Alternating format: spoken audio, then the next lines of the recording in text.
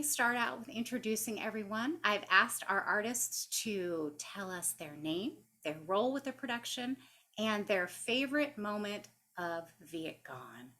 So, Melissa, I see you next to me. Let's start with you. Hello, my name is Melissa Jones. I play Hung in Vietgone, and my favorite part is probably the bit where I have flowers with Bobby. If anyone has seen the show, you'll know what I'm talking about, and if you have not seen the show yet, you will know what I'm talking about. It's a short transitional moment, but it's one of my favorites in the show. Nice, nice. And I meant to say that I think probably most of the people here tonight have seen the show, but some have not. I don't know that there's like too many spoilers we want to make sure not to say, but if you mention something and you think people don't understand it, feel free to spend a minute explaining it because some people might not have seen the show. Amanda, want to go next? Totes. Hi, everybody. My name is Amanda Lewing, and I play Tong in the show. My favorite part of Vietgone, gosh, is so hard. As Melissa was answering, I was like, I don't know. I love all of it. I guess my favorite, if I had to choose, would be the dance. It's always my favorite thing to look forward to, especially the dance call. It's just fun to just let loose and just have a good time with the great music that we have. So yeah, let's popcorn it to Jeffrey. Hey everyone, Jeffrey Lowe, he, him, his. I'm the director of this play. Great honor to be the director. My favorite part of the show, and this is probably the one bit that I don't want to spoil. It's the end of the show, and I'll just sort of leave it there. The final moments of the show are really special to me, and I think it's a piece of the show where it sort of transforms this wonderful experience we're having into something that's really transformative for all of the audience members, regardless of background. But I'll allow those who have not experienced it yet to experience it without any spoilers. So I guess if I don't go with the end of the play, I would also go with the dance. I love watching it every time. I love the fun we get to have, and just with like the lines that we leaned into, the line that we sort of led with in the production was the playwright saying that this is not a story about war, this is a story about falling in love. And there's nothing that encapsulates that falling in love more than that 7-day dance sequence that we have. And also just like how meticulously I just like sat for like hours and hours to pick the songs that I could pick, and just like how much fun I got to have doing that. Like I got way too intense about picking the music there, and I just love getting to watch it every night. So I'm gonna popcorn over to Vivian. Hello, everyone. My name is Vivienne Truong. I use she, her pronouns. I play the playwright track in Vietgone. I think, along with Jeffrey, I think my favorite part of Vietgone is the end scene. And I don't want to give it away, but the end scene is just really powerful. And it's just different from the rest of the play, but in a great way. And it's just my favorite. And yeah, I don't want to say anything too much, but it's just like a really emotional part that's not like the rest of the play. And it's, yeah, I don't know, it's really good. I would just check it out and watch it for yourself. And I'll pass it to Jomar. Hi everyone, my name is Jomar Tagatac. I'm doing the Quang track. And my favorite part of the play is probably the beginning, when the characters are introduced, because I think it sort of it lets the audience know that they're in for something different and they're in for something new. And I like that idea. So that's my favorite. I'm gonna popcorn it off to Melissa. But Melissa went first. That's Oh shoot! I'm gonna popcorn it off to we Christina. 1, 2, 3, 4, 5. I think we covered everybody. Oh. Except I'm going to surprise her totally and call on Christina. Hi, Christina. Hello, I'm Christina Stern, she, her, hers. I'm the production stage manager. And I think if I had to pick a scene, I mean, there's lots of scenes, but I actually really love the last scene between Tong and her mom, specifically Melissa's little monologue. Beautiful. Unfortunately, Tassie Alabastra was not able to join us tonight, and we absolutely adore him. We're sorry he couldn't be here tonight, but you've got to see him on stage because he's fantastic. Before we continue on, Vivian, could you just explain to us what you mean by track? I think not everybody understands what that means. I apologize for that. Yeah, I didn't honestly when I didn't know what it was either when I first got here. But so the playwright track is essentially the roles that I get to play and the track that it has. So I get to play the playwright, Bobby, the hippie dude, Yai, and the redneck biker. So that's my track. And it all falls under the playwright track. Yeah, there are a lot of different roles being played. I think the hippie dude might be my favorite, but it's a close close one. Thank you, everyone. So I have some of our beautiful production photos from the show taken by Christian Pizzurani. He's our brand new company photographer, and he's just wonderful. And I'm going to be showing them periodically. I just right now want to show my favorite because I always say this is Vietgone the rom-com. Look at that. It's so sweet and beautiful. As we said, this is a love story. I want to turn this to Jeffrey for a second so he can just give us kind of a quick overview of the plot for those of you who haven't seen the play. Of course, we've got these two lovely characters up the top, and they represent or don't represent, depending on who you listen to, the playwright's parents. Jeffrey, you want to give us a little synopsis of the play? Yeah, it's so funny. This is one of the easiest plays to sort of get someone excited about, but one of the hardest plays to sort of just describe and encapsulate because it's so many things all at the same time. But if I were to try to condense this down, yes, it is the playwright. It is Qui Nguyen's story about his parents falling in love, and it just so happens that unlike many of us who have very cute and sweet meeting stories that feel very normal, and we met at a party or we met at this, his parents happened to meet as Vietnamese refugees during the conflict of the Vietnam War, and they met in Fort Chaffee, Arkansas.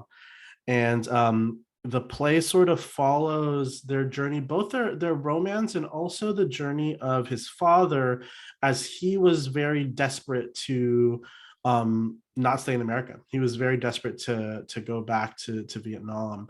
And so the story sort of tracks two timelines. One is the love between Tong and Quang, who would end up birthing our wonderful playwright Qui Nguyen. And also there's a buddy road trip of sorts between Quang and his buddy Nhan as they are on a rusty, repaired and beat up motorcycle trying to get from Arkansas to California to hopefully hitch a ride on a boat back to Saigon. And there's and as we said before, some of the actors play a number of different roles, so there are lots of interesting moments and interesting jumping around a little bit in time. It's like this play keeps you on your toes, and the best. Like, and hijinks ensues. Hijinks, that's right. And Jeffrey has directed the show before at Capitol Stage in Sacramento. Tell us how you were first introduced to this play, and what did you love about it right away? Oh my gosh! So actually, the first time I was introduced to this play was probably at the same time as Melissa. Well, I guess I came across the play. It was workshopped at the Pacific Playwrights Festival at South Coast Repertory Theater in Orange County, and I get to go to that New Works Festival most years. But I think I was doing a show at the time when this show's first stage reading happened, so I missed it. So the first time, but I was always like, oh my gosh, I got to know about what this piece is. But my first experience with the show was actually at the Oregon Shakespeare Festival when they did their production of the show, and it was a really special experience because it happened to be a performance during a biannual Asian American theater conference called Kata. And they were doing it in a thrust stage, so you could sort of see other audience members, and it was just this really special and beautiful experience where I would say like 90% of the audience were Asian American theater practitioners, which like you're never gonna, well, I shouldn't say you never, but you rarely get an experience like that, and it was really this exciting experience to watch this show with an audience of people that are sort of gonna get so much of it, so they're going to access so much of it so quickly and so wonderfully, and they're going to hoot and holler and have just like a really great time with it. And the thing that really like excited me, obviously, you know, one of the types of stories that I really enjoy working on and I'm incredibly moved by is stories of various Asian American communities. Having grown up, especially, you know, I'm Filipino American, but I grew up in East San Jose, and so most of the people that I knew were Vietnamese American outside of my family, and so I was very excited to see this story and hear a perspective. You know, the final scene that we keep alluding to, there was a perspective shift for me there, where I didn't even think that I was sort of in the role of the playwright in that scene, and I found myself doing exactly what theater wants. I had a great time. There was music, there were laughs, there was romance, and then at the end of the play, after all that fun, my mind was open to a new perspective that I didn't get the chance to think of before. And I think that it's really special how this play is able to sort of meld all of that together in one night for an audience. Oh, that's beautiful. That's beautiful. I know I keep wanting to talk about that last scene because it's so moving and lovely, but you got to see it for yourself if you haven't already. As Jeffrey and I mentioned before, I want to give a quick shout out to Capitol Stage in Sacramento. They lent us some parts of our production. Let me just spotlight so you can all see it. They lent us these stage motorcycles, which I love because there's like nothing in the back. That makes them probably pretty easy to move. And Jeffrey, tell us about the gorgeous projections, the video projections. Yeah, we had the chance to work with an amazing artist named Dan Larsen in Sacramento, and he collaborated with us on creating these amazing custom projections, these custom pieces of art. And he's actually by trade an amazing visual artist himself. And actually, the way he got into theater was he was the graphic artist for Capitol Stage's marketing materials. And one of the things that he does in addition to that is he would create murals of the show art at the beginning of every season that would be painted on the front of their theater, and just this beautiful thing that everyone loves and sees. And then I guess one day, not for Vietgone but for a show prior, they're like, hey, do you ever do you know, art for shows, for projections? And then he sort of landed there, and it brought so much to our production and so much vibrancy and so much life to the adventure that we were working on, that you know, well, one of the things is both the motorcycles and the projections, I told both of them that this amazing show gets done at a lot of places, so it was really hard for them to build those custom motorcycles and also the projections. And I said, hey, just so you know, people do this show a lot, so like hold on to it, and you could probably rent this out, and like your money could be made a little bit more. And so when Lisa reached out and asked if I would direct the show again, the first thing I said was like, well, we can reach out to them, we can rent the bikes, and we can rent the projections, and we could take it from there, and we could rent Jomar. And and that's sort right. of where a lot of that started. Yeah. Jomar, you played Qui Nguyen in that production as well, yes? Yeah, I did. I played Quang in the Capitol Stage production, and then I also played, I did the playwright track at the ACT production as well. Oh, that's right. Yeah. Yeah. So that's wonderful. So this is your third time with the show. Okay, I guess you win the prize. Jeffrey's only done it twice. Oh, that's great. What's different about this production? Is there anything that stands out to you as particularly special about ours, you know, because it's City Lights? Oh, right. What's different? You know, there are, instead of saying what's different about the production, the similarity about all three productions is how special it is to the audience that comes and sees it. This piece in particular is moving to an audience, so moving that when actors come out, this happened at ACT, this happened at Capitol Stage, that audience members will stick around, not just to say, great job, or that was a fun play, or that last scene was moving, but they would say that, and they would say, that is my life. I was there. My grandparents were there. My father was there. My mother was there. This is something, that's been in my family, and they want to tell their story. And that's actually sort of like the point of theater, right? Is to engage in a conversation. Telling this story gets patrons and audience members to tell their story. and we have a conversation, we have a connection. So that's the big similarity throughout all three productions. Yeah, I was there on opening night and I noticed that too. People opening up, talking about their own stories. Right. And I think Amanda said in one of our pre-production videos that it's you don't have to be Vietnamese to connect with a story, right? There's people who come from different backgrounds, especially people who are also immigrants who came from other countries. There's sort of a universality in this really beautiful story. And Lauren says in the chat, I'm so excited to see it. Good, that's right. I didn't realize you hadn't seen it yet, Lauren. That's great. Well, before we move on, I want to show some photos. As Jomar's alluding to, the relationships in this show. Again, it's not a war story. It's about the war. There are moments of evacuation. There's talk about the fall of Saigon, people left behind. But there's so many wonderful relationships. And I've got a bunch of photos here that I want to show because, of course, we have the love story between the playwright's parents, but we have a gorgeous, let me spotlight myself here. We have a gorgeous mother-daughter relationship. That is, Melissa's laughing. You haven't seen this picture before, I don't think, Melissa. We have this wonderful mother-daughter relationship that it just evolves. It's a great arc, right? We also have, well, she has her own relationship with Quang, doesn't she? And that's maybe all I'm going to say about that. Then, oops, I pushed the wrong button. There we go. This is Tassi, who was not able to be here with us tonight. But as we said, his character Nguyen is Quang's buddy, and they go on this epic road trip. And they have a wonderful relationship throughout the play. And I just want to point out that this photo is one of our pre-production shots that we took when we just started rehearsal. And our wonderful community partner, Vietgone, let us shoot these photos at their community farm in East San Jose, which was perfect for a road trip.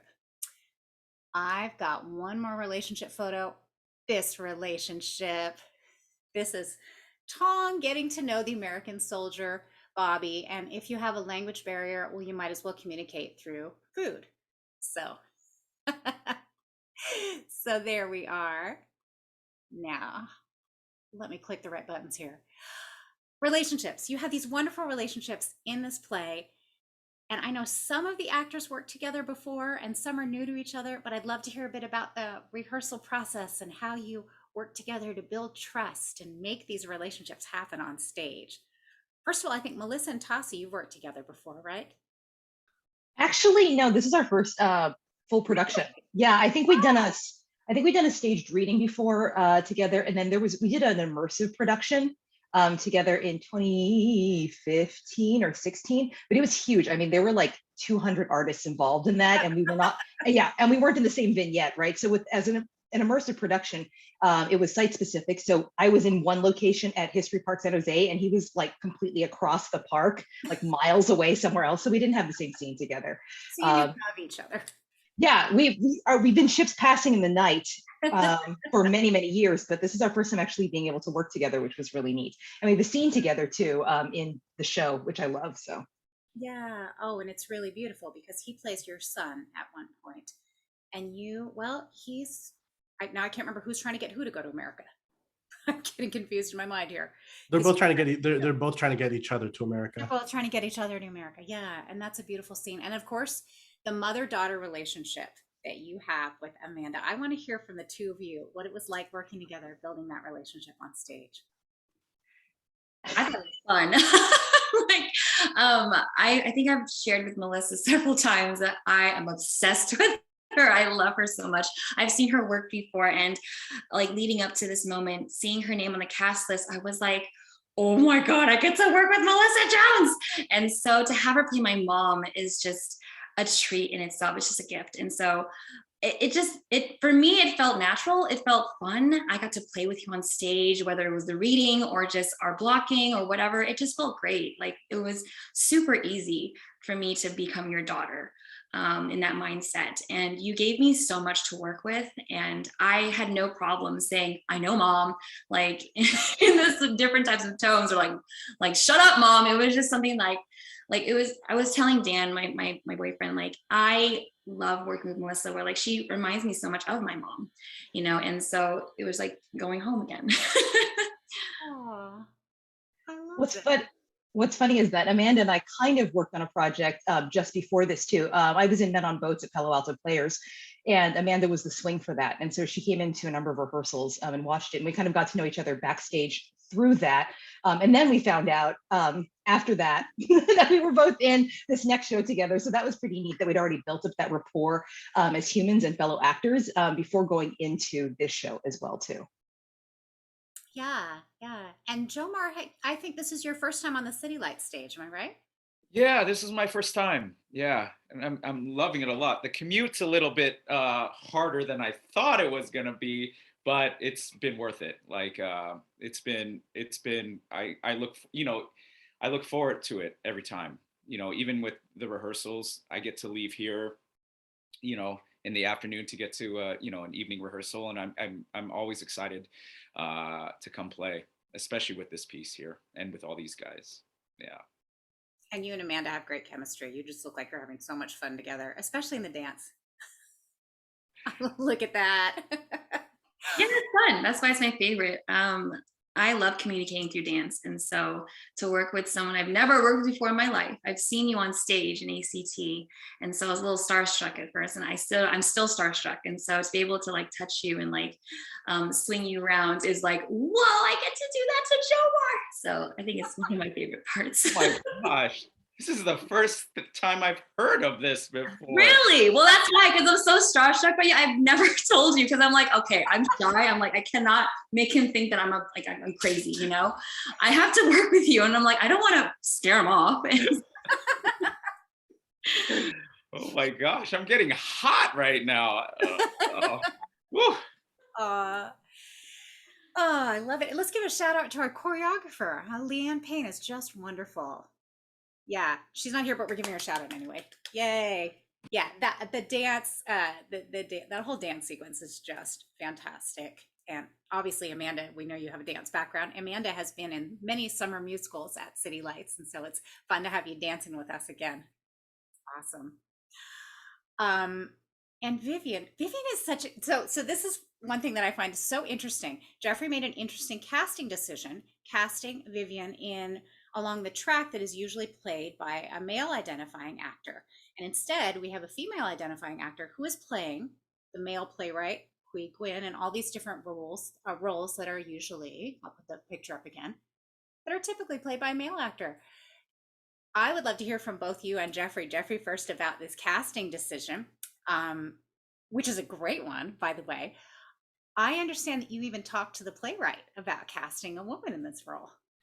Yeah, I don't know how much of the story I told Vivian, and knowing Vivian, she's so humble. She's going to be embarrassed by this, but essentially, we were auditioning the roles. We were auditioning all the roles, except we knew that we had Jomar. We sort of started with Jomar, and then we worked from there, and Vivian came in. I didn't know Vivian. It was my first time meeting Vivian, and she came in and she was really she's already absolutely embarrassed.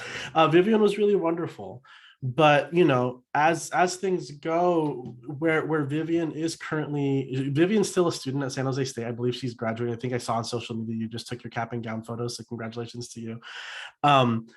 She was where she's at in her artistic journey. It wasn't necessarily her version of Tong wasn't necessarily the Tong that I was looking to put onto this production, and her version of Huang wasn't really necessarily what we were looking for in this production. Vivian's also like still reads like a child. So child. I'm just kidding. So she couldn't play Amanda's mom, but I will say that Vivian shared her connection to the story, and being a part of the Vietnamese community, what the show meant to her, as Jomar had alluded to, and also sort of her parents' background and how her reading this play. I believe you said you read it at San Jose State, in a class. You reading this play, like what it made you think of in terms of your connection to your own family, and I couldn't stop thinking about it. If I'm being entirely honest, I was like, I was like, well, I don't know that Vivian is the version of Tong or Hung that I was looking for, but I can't stop thinking about this actor. And so we were meeting on after the first day of auditions, and I said, I don't even know if we're allowed to do this. I'll have to message the playwright to see if he'd be cool with it, especially because it's a person playing him. But just I asked Yvette Del Toro, a wonderful casting director. I was like, Yvette, can you just ask Vivian if she can come back tomorrow and have her look at the audition sites for the playwright, which was the playwright, Bobby, and Yai. And I was like, I don't know if we're allowed to do this or whatever, but like, let's just see what happens. And much like I thought would happen, Vivian came in and she was amazing. And I think that what I love is the again, we're gonna keep talking about the last scene, but like I think that the stuff that Vivian brings to like her connection to this story is stuff you can't really teach. And it was something that I was so excited to have in this production. And yeah, and I messaged the playwright. I have his phone number. We're not friends. Everyone acts like we're friends. We're not really friends. Like I literally messaged him like, "Hey man, we sat at a dinner together once, and I have your phone number. I'm doing your play again. Is this cool?" And he's like, "Yeah, man, cool." And that was sort of the end of it. He's like, "I love it. Do it." And so yeah, that's sort of how that came to be, and I'm just so thrilled that Vivian was able to join the production. Vivian, you take it away. You do the heavy lifting. Oh, that's fantastic. Now that we've totally embarrassed you, Vivian, tell us about your connection with the play and what it was like stepping into the shoes of this playwright who we all have so much admiration for. Yeah, I guess I'll start at the very beginning. Oh, my dog. Well, I first read this play in my class. I was taking it for contemporary theater, and I was just amazed. I was like, oh, wow, a play about Vietnamese Americans. And it's like, there's rapping and there's like cursing. This is just so exciting. And it was nothing like I had ever read before. And I remember being like blown away. At first I was taken aback. I was like, whoa, this is new. And I was like, oh, this is fantastic. And then I I'm still in school, and so I saw that there was a casting call, not casting call, but on City Lights they had like a thing saying that they were holding auditions for Vietgone, and I wasn't expecting much because they said they had already cast the principal role. So I was like, okay, that's totally fine. But I was just like, I'll just send in my information for when they do the next show, and I wasn't expecting getting called in for the show at all because I was like, I'm not in my 30s. I'm also not an older woman, so it wouldn't make sense. But I just came and I auditioned, and it was fun. I remember being safe and feeling like I could play. And then so when I was asked to be called back, I was like, oh, sure, why not? Why not? Sure. And then when I was asked if I would be okay with being casted, I remember being so shocked because this play just means so much. Just as like a Vietnamese American, I also had the same kind of thoughts as the playwright did in that ending scene. And so reading that and being in that position with Jomar, and just like sitting down and having this really hard conversation that at first starts off like a lecture kind of, and then you realize that as a kid you don't see the whole thing and you're not taught everything, and whatever they teach you in school is not actually what happens to people. You're missing this entire side of the war that people don't share. And that's why I love the ending scene so much, because I had after I had read that play in my class, I had talked to my parents about it and what it meant for them to be refugees coming from Vietnam to America. And I got to hear their perspectives, and I got to hear what it meant for them. When people told them that, the war was a mistake. And then, it was like an enlightening moment when they had told me very similarly to what Quang had told his son, that the war was not it was not something they wanted. It was just something that was forced upon them, and they had to leave. Like similarly to the people in Ukraine, they don't want to leave their country, but they have to leave because they have no other choice. And that's why I love, and I'm so honored and proud to be a part of this production and to be playing this part. I'm just so beyond blessed. Thank you. It's beautiful. And I have a nice photo of you as playwright Qui Nguyen. Yeah, spotlight it here. And again, another one of those beautiful projections. Isn't that gorgeous? I just love that. Thank you, Vivian. that leads me to another thing that I was going to ask Melissa. As I mentioned, we had some uh, videos that were some video interviews with some of our actors done by a great group of Santa Clara University students, and you can see them on our Facebook page. And interviewed a few members of the cast. And Melissa said something interesting in one of those videos that I wanted to ask about as well, that you said that this play inspired you to learn your family's own immigration story, and it was something you hadn't known before. Can you tell us about that? Yeah, so my family doesn't talk about like anything, like anything, which is I think maybe typical sometimes of some immigrant families, particularly when there's been like some trauma, right, with the immigration story. So I knew that like it was a topic that we didn't talk about, but I didn't really know why. And I saw this show, like Jeffrey mentioned, we might have seen it on the same nights too, which is very funny. I keep meaning to look back at the date, but being able to watch it in that theater space where you could see the audience across from you and seeing all these heads like nodding in recognition or laughing at the same kind of like inside joke, and I was like, oh man, this is like really hitting home. And the mother-daughter relationship in the play, I was like, oh, this is like my relationship with my mom, except I'm the daughter.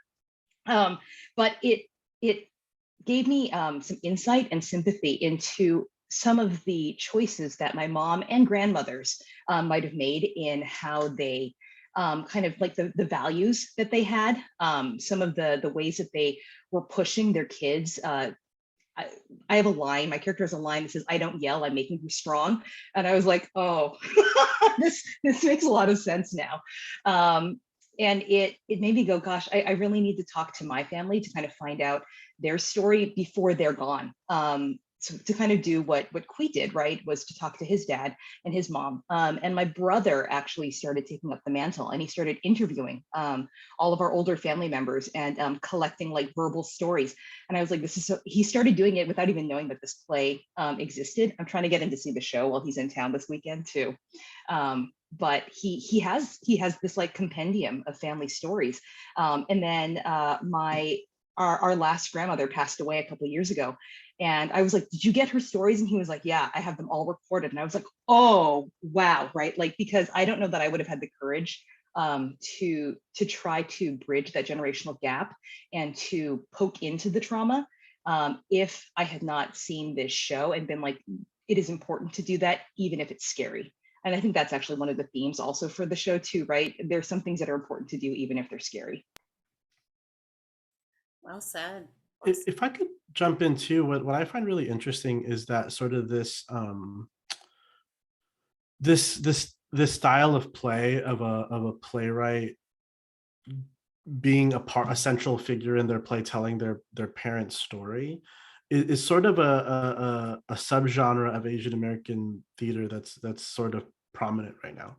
Vietgone being one of them. I think one of the early ones of this, I mean, I'm sure there's other ones, but like an early one that sort of started this wave in a lot of ways is David Henry Wong's Yellowface, where he's sort of telling his father's story in a lot of ways through that play and sort of hiding it within like this like comedy about non-Asian people playing Asian people. But there's Yellowface, there's Vietgone, there is, you know, Lauren Yee has a whole series of plays about fathers, and one of the big ones, King of the Yees. Susan Suhi Stanton has a play, We the Invisible. So there's just like this wonderful, I think a lot of people of a certain Asian American generation, who, and many of them, if not all of them, being the children of immigrants, are sort of coming to that realization that Melissa was talking about, which was in order for so many of these families to sort of make a life in America work, they sort of had to hunker down and not think too much about the trauma, not think too much about the struggle, and be like, you know what, I need to get my kids through school. I need to pay rent. I need to make sure there's food on the plate. So I'm not gonna worry about that right now. I'm just gonna to make this thing happen. And so many of this younger generation is like, oh wait, but I don't know who you are. I don't actually know who you are, and I need to know who you are. And so I think that there's this a deluge of plays like that, and it's a beautiful thing to see. Oh, definitely. Thank you for sharing that. I could ask questions of all of you all night, but I want to make sure that other people get to ask questions too. So Other folks, if you want to type anything into the chat or raise your hand or just shout out a question, please do. And if not, I will keep asking questions because I'm good at that. Vivian, it's interesting that you mentioned Ukraine because that was something that I thought of. There's a photo. I have a photo. Of course, I have a photo. And this was as Saigon is falling. And it kept making me think about Ukraine and people evacuating right now and people finding, having to go off to new countries and start a new life. And I wondered if this was something that you all talked about at rehearsal or thought about while this was going on. Yeah. And if audience members said things as well. That's what I get for asking a yes, no question. We all just say yes. Well, I'll say that, during the table work, that we started rehearsal just maybe like a week before things really started to hit, take a head with the conflict in Ukraine. And it did really hit all of us that we were saying, we were talking about how, and this is going to answer Carol's question a little bit, for me at least, we were talking about how this is a play that reminds us that moments in history and conflicts and wars and anything, it's when we read it in a history book, they talk about it in a very didactic way, and we learn about things in a very didactic way. But at the end of the day, these are people are going through these things, and that's where people like storytellers and theater practitioners come in to play. And it was interesting for us to be like, oh, what this play does is it takes something like the Vietnam War, where it's like, it's a mistake, we shouldn't have done it, like a lot of people died, look at this and this and this, and then it's like a reminder of like, oh, here's a certain group of people that had a very real experience, a very challenging experience, that can tell you that it's not so easy to just say what you're saying right now. And then what happens in Ukraine happens, and people are saying X, Y, or Z thing about Ukraine. Should we be there? Should we be helping, or what do we do? And it's like, oh, right. This is a similar moment. These are people. There are stories about people of that are there right now, and we are not there, and they're going through something that we can't even wrap our brains around. I'm gonna stop talking, but yeah, the parallels between what's happening in Ukraine right now definitely was on many of our minds. Yeah, there's some good comments in the chat too, and I'm going to read them because, as I said, some people watch this on YouTube after the fact and won't see the chat. And Melissa says, I hope the show makes them reconsider, rethink, and reframe their previous notions about family, immigrants, relationships, cultural norms, and expectations about the gray areas in life. Yeah, well said. And Karen Leonard, our wonderful props designer, is here. And Karen says, Jeffrey chose to have the actors take only one backpack to show that they got out with next to nothing. Oh, that's a good point. I hadn't noticed that. There is a moment where when Saigon is falling and you have actors running across the stage and there's a lot of people with blankets over them. And it's this very quick moment. And I admit I spent part of it trying to figure out who was who, but it it's moving. And there is a moment also where the two friends, Jomar and Tassi, are flying out, and it's a funny moment in a way because Tassi gets a look on his face like, oh my god, what are we doing? And Tassi has a face made out of rubber, so he can make every emotion, and he's very funny. But also there's this determination. And Jomar, what's your line? You're telling the people on that. Jomar plays a pilot, and he's saying, "I'm flying you to freedom." What is that you say at that moment? Buckle up. I'll be flying you all to freedom. Yeah, but that's sort of like the if we're making sort of similarities to what's happening in Ukraine right now, it's it's one of those things where like you have minutes. Sometimes you have minutes to make the decision of whether you're going to stay in your country or not, or flee. And that's the heartbreaking thing about it. With the fall of Saigon, with what's going on in Ukraine, you have this life that you've built, and you think, that you are going to make a full life here, and then the next morning, it happens. War breaks out, and you have to leave, and you're, for people with families with kids, I'm sure the decision is like that much harder to make. So, yeah. Yeah, and we see that a lot. There's Tong comes with her mother, to this new country. But there's this heartbreaking moment, Amanda, when you're trying to persuade your brother to come, your beloved brother, and that scene is just heartbreaking. Again, I wish Tassi were here because he plays your brother at that moment. Can you tell us a little bit about what that scene was like for you working on it? Yeah, so that scene actually is my only scene, I think, with Tossie in the entire show, except for the tater tot scene, but that's very brief. So to do this with Tossie, first off, is amazing. He made it such a safe space for me to actually be very vulnerable and open on stage with that dialogue. And for me, how I prepped for it was thinking about what she must be thinking and how much I love my brother. I think about my brother the entire time in the scene, and so I don't want my brother to not come with me, and I don't want him to be not safe. I want him to be, alive. I don't want him to die or anything or get hurt. And so that's what I'm thinking the entire time. My heart's in that scene.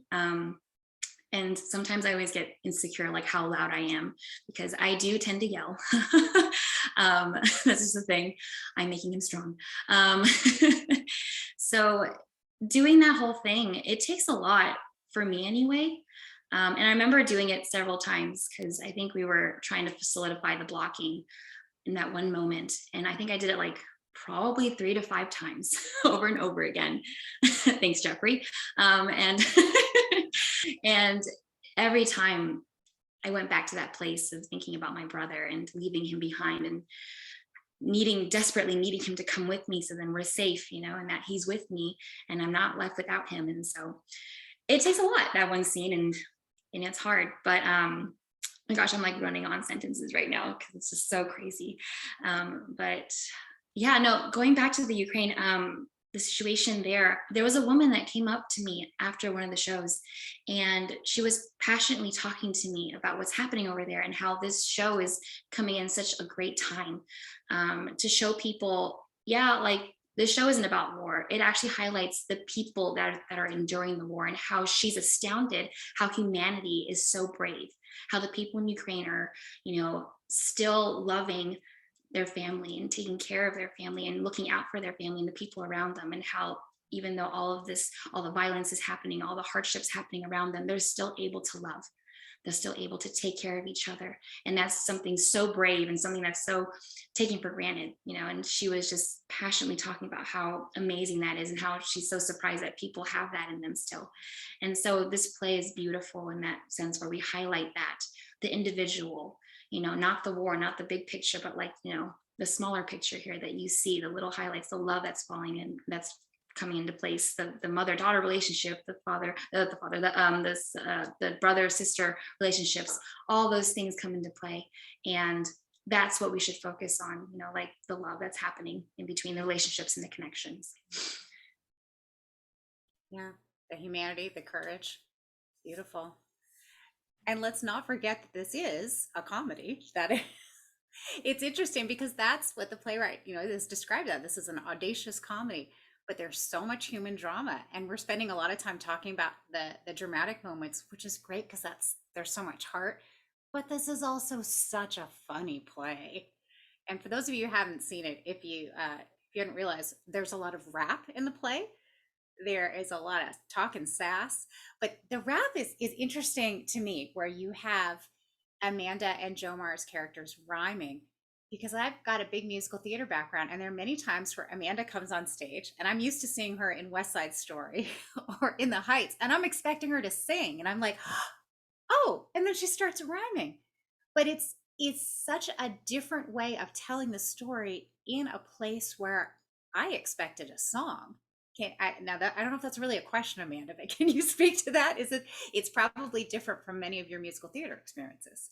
It is, in a way it is. It's a lot more words for me, that's for sure. Lord. Yeah. It's crazy because going into this, I knew there were raps. I didn't know that many, but I knew there were raps, and I was like shaking. I was like, oh my God, how am I going to do this? I'm also doing this with someone who's done this before. And so I'm like, oh crap, I only have this much time to memorize 3 different raps. I'm like, fuck, I don't want to fuck it up. And so every day, I swear to you, every day I would go over those raps like bit by bit, and like go over in my head, in the car, in the shower, in my room. And then I remember this one moment. It was, I think, in the second preview. I did one of my raps and I looked down to the audience into the dark and I was all alone on stage and it felt so good. Like doing the rap and then doing it at that speed and just getting my words out and then feeling it and just seeing everyone look at me while I had the whole stage to play with. It was no different than doing a musical theater number. It was just in a different style. And I, at that moment, realized, oh my gosh, I love it here. I don't want to leave the stage. I want to keep going with this song or this rap. And it felt so good just telling them what I'm talking about. You know, I think it was I Don't Give a Shit, which is my favorite rap. I get all my anger out there and it's like, yeah, bitch, I don't give a shit. I don't need you, you know? And so to have all of that pour out of me in that moment, all to myself on stage, which I never get to do because I'm always in the chorus. And so I have other people to share the stage with. So this is like my one moment where I get to like, I can spread out my wings and do what the fuck I want. And so it's an amazing feeling. That's awesome. How about you, Jomar? Share your rhyme experience with us.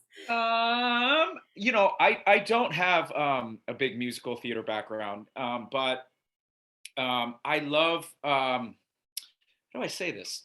I love rhythm. I love Shakespeare, and I find the connection between the two with Shakespeare and the rap in a weird kind of fucked up way, because it's very rhythmic. And, you know, I also think, you know, just like Shakespeare, but just like Shakespeare in his time, but like rap is sort of like the contemporary language of now. And I think when Qui talks about like, you know, what kind of audience he wants to reach with this piece, I think the best way to do it, you know, when you're wanting to reach a different kind of audience or a larger sort of diverse audience, I think rap is the way to go. I think it's just really dope to listen to, you know, especially in a piece like this, where you can hang on to the rhythm, you can hang on to the beats of the music in this play, but when you listen really closely, Qui is saying some really good stuff inside of these raps. It's just like, you know, I know that rule in musical theater, like the reason that they sing is because they're full of emotion and they have to bring it out through song. And I think that's the same thing here with rap. I think they have to bring it out through rhythm, through beats, through that kind of heartbeat of the rap. And I love it. Yes, I have done it a couple times. I remember, like, you know, when I was doing the playwright track, I remember looking at the guy who was playing Quang and him rapping, and he's great. And I just remember in my head during that time being like, I want to do that one day. Like one day I want to be the guy who's like rapping. And then, you know, Capital Stage comes, Jeffrey comes, and you know, I get to fulfill that sort of I get to tick that off my, you know, on my checklist of being able to do that. Oh, that's wonderful. Yeah. And I was going to ask you what keeps bringing you back to doing this show over and over, but I think you're kind of answering my question. Jeffrey. Jeffrey. All right. He just keeps calling. He just keeps calling. I have friends who are like, Jomar, is this the 20th time you've done this show? And I'm like, no, it's not, but I will do it for as long as the show will have me. I mean, to me, it is one, in my theater journey so far, Vietgone is probably one of the top. I don't want to put levels on it, but it is a very special piece for me. Yeah. And Jeffrey, would you like to read your comment that you just wrote in the chat? Oh, Jomar's last time he does the show before he retires will be a swing. For sure. It's in drag. It'll be great. It'll be a hung, or it'll be the motorcycle. It'll be something. It'll be. You know, this show sort of fosters really beautiful cast experiences and families, I'll say. And I'll say, for those of you who don't get the chance to be a part of it, I'm just going to shout it out and just like be super explicit about it. Honestly, you guys, all Asian American like shows, we have the best time. We have such a good time with each other. Like we always like just love on each other so much.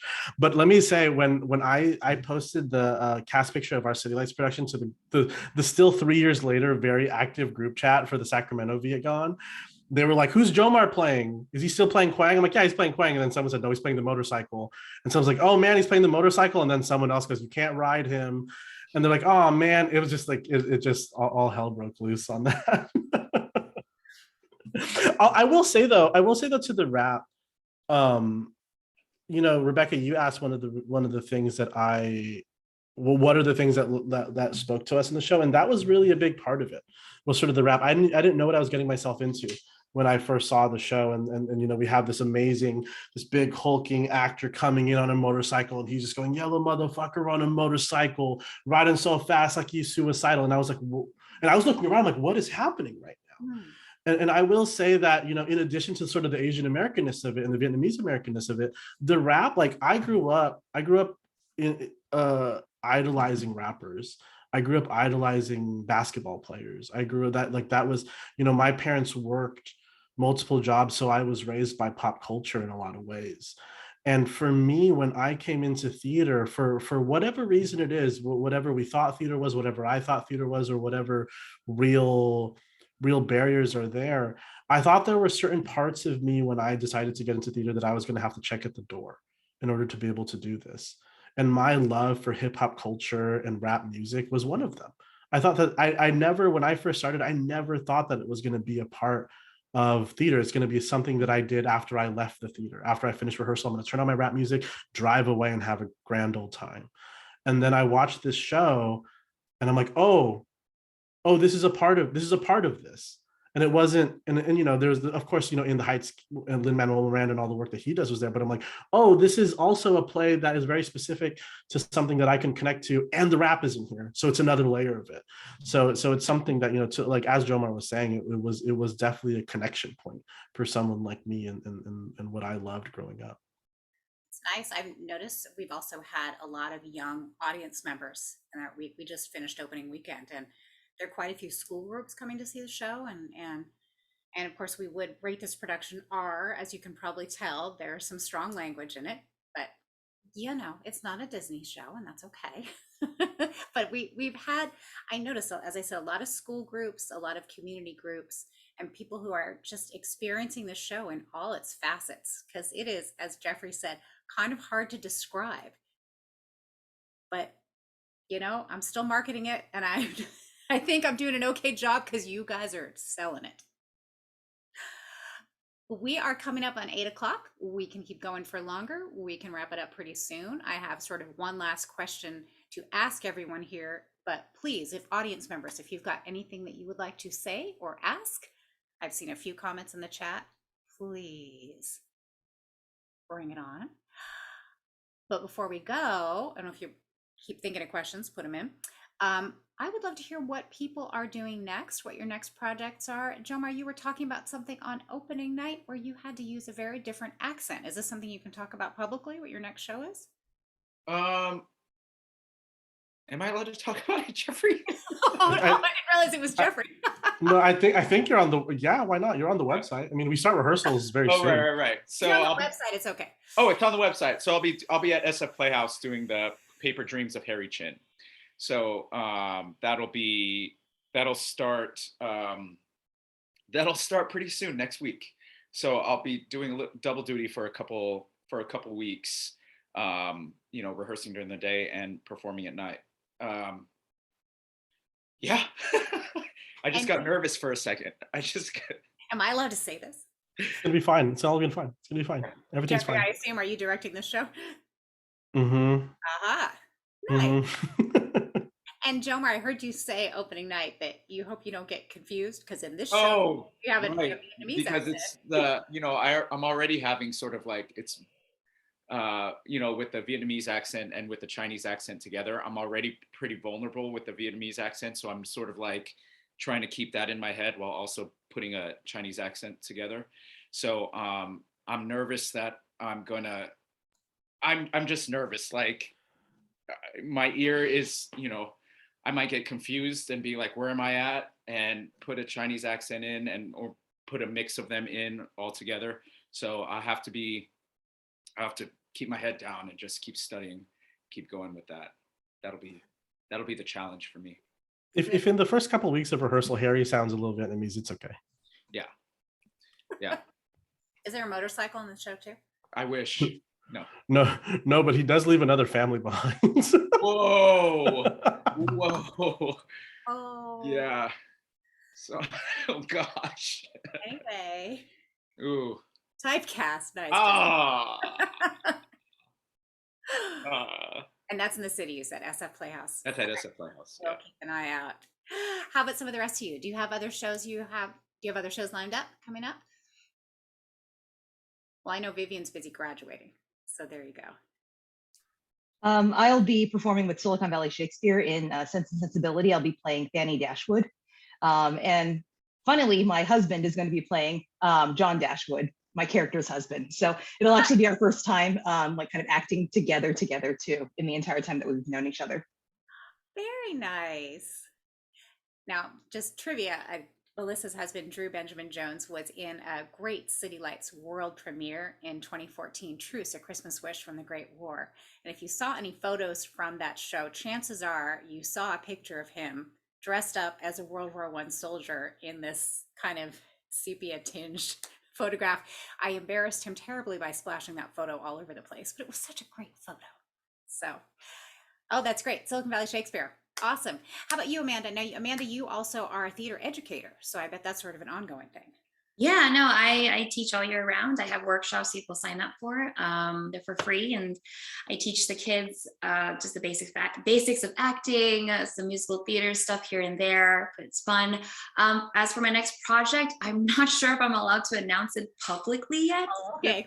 But I do know, I can tell you that I just got the script yesterday. I start literally the day after our closing. And I'll be working with our fabulous choreographer for this show, Leanne Payne. And so if that's enough clues for you, that's my next project. So I'm excited for that one. Oh, that's great. She's wonderful. Now, Jeffrey, some of you may know, oh, that's interesting. Amanda's next project is a hairy situation. Okay, I guess that's all we're going to say. Thanks, Melissa. Jeffrey is not only a director, but a playwright. And as it happens, City Lights' next main stage production is Waiting for Next, written by our illustrious director. And I'm going to pull up a photo. Waiting for Next opens in May, and it has had a number of developmental workshop productions. I was fortunate enough to see a developmental production. I thought it was fantastic. And you may recognize the actors. We have Wes Cabrillo and Max Takis. Max Takis is a City Lights regular, and I think that's Leslie Martinson, isn't it, Jeffrey? That is. Yeah, so she was directing that reading, and she will be directing the production. And Jeffrey, can you tell us what the play is about? Yeah, Waiting for Next is another time traveling play of sorts, but it's a play about two young boys who meet at a very young age, at the age of 12, and we get to follow them from ages 12 to 40 as they sort of stay in each other's lives, and they have lots of ups and downs, and they experience friendship, love, fatherhood, and they sort of we get to see them support each other through a lot of great times, hard times. And it's just a play that, again, we're talking about human relationships, and this is a play that's really just about that. And what I'll say, one of the things that I'm so excited about, and I think is so special about this moment, is I just had the chance to write this play for those two actors that you saw, for Max Takis and Wes Cabrillo. And honestly, the impetus for writing the play initially was like, oh, I just love working with these guys, and I'm gonna write a play so someone can pay us to hang out together. And it sort of led us on this 5-year journey where we've worked on this play. Like we road trip to LA for a workshop of this play, which was a lot of fun. And we've done it in San Francisco, in the East Bay, and then of course at City Lights, where the very first scene was read. And what's so beautiful is that we've all got to stick with it together this whole time. And in a play that is about life and about us growing, so many of the milestones that these characters hit that we hadn't hit when we started this journey, we all as human beings have hit. Like those two guys are, well, Max is now married. Wes is gonna get married soon. I'm gonna get married soon. A big theme in this play is fatherhood. Those two guys have children now that were born, that less than 1 year old. And what's so beautiful too, and you know, a testament to the atmosphere and the love that City Lights puts in all their shows. And again, on theme with the show, you know, of course, this show was delayed because of the pandemic, and then we had hoped initially like we were going to start this season actually with this show, was the initial thing that Lisa had said, like maybe we'll start the season with this show like we were planning to. And life happened like it did in the show. I'm like, oh, both of those guys are fathers now to very little children. And it's a very crucial portion of their children's development. And it might be really hard for them to do a show. And Lisa said, okay, well, how can we make this work? And Lisa moved it around, and we had lots of conversations that were about the other part of us creating art. It was about life. We were talking about life and how could we make this happen. And I remember I went on a Zoom call with both of their children's mothers and be like, hey guys, so you might know that the three of us have been working on this little play for 5 years and we're hoping to do it, but I also know that you have this other thing. And I'm just wondering if this might be okay with you. And it was just like a big family affair. And I'm so excited to finally get it on its feet. And Leslie Martinson, who's my mentor, who's developed a lot of the workshops of this play, to be joining City Lights. And it's been a long time since she's directed at City Lights, actually, over 10 years, I think. And yeah, it's just going to be an amazing, amazing thing. And I hope you all get to see this sort of slice of life play about these two gentlemen. It's got so much heart. It's a really lovely play. It's very funny, but it's also, you can tell that you wrote it for them, and you can tell that they've been working on the play for a long time because it's just so real and they're so natural together. So I'm so excited that it's going to have its world premiere on the City Lights stage. So that's in May. Okay, you guys, this was so much fun. Thank you all for joining us tonight. Does anyone have anything else that you want to say about Vietgone? We've said it all. Carol says, love you all. Anne says, really looking forward to seeing it. Jeffrey says, bring all your friends. Thank you all. Thank you all for being here. And thank you for those of you who are watching later on YouTube. This is Vietgone is just a truly special production. And opening night just had such a magic to it. I'm so excited for the rest of you who haven't seen it yet. We run through April 24th. Check it out. CLTC.org. Thank you all. Have a wonderful night. Good night.